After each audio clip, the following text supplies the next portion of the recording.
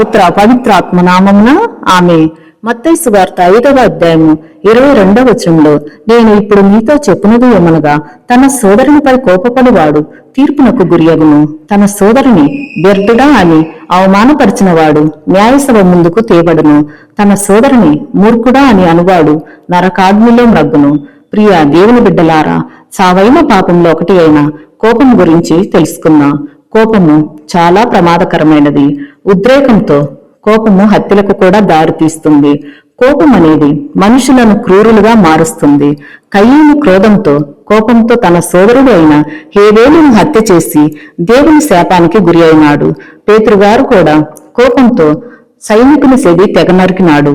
కోపం అధికంగా ఉన్నవారు ఆ క్రోధంతోనే మరణిస్తారు. కోపంలో వ్యర్థుడా అని పలికిన నరకానికి, పాపంలోనికి పడిపోతాము. త్వరపడి ఎవరి మీద కోపపడరాదు. ద్వేషంతో, కోపంతో, పగతో ఒక వ్యక్తికి కీడు చేస్తే దేవుడు ఆ వ్యక్తిని దీవించి కీడును మేలుగా మారుస్తాడు. కోపము, క్రోధం ఉన్నవారు దేవుని తీర్పునకు గురి అవుతారు.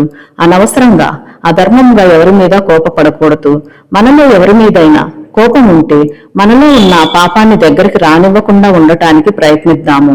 గడిచిన కాలంలో ఎవరి మీదైనా కోపంతో నోరు పారేసుకుని వారి మీద ద్వేషంతో ఉన్నట్లయితే ఆ దేవాతి దేవుని క్షమించమని ప్రార్థన చేసుకుందాం. దేవా, కోపం మాలో లేకుండా ఉండే శక్తిని, శాంత స్వభావాన్ని మాకు దయచేయమని విశ్వాసంతో అడిగి వేడుకుంటున్నాము తండ్రి. ఆమేన్.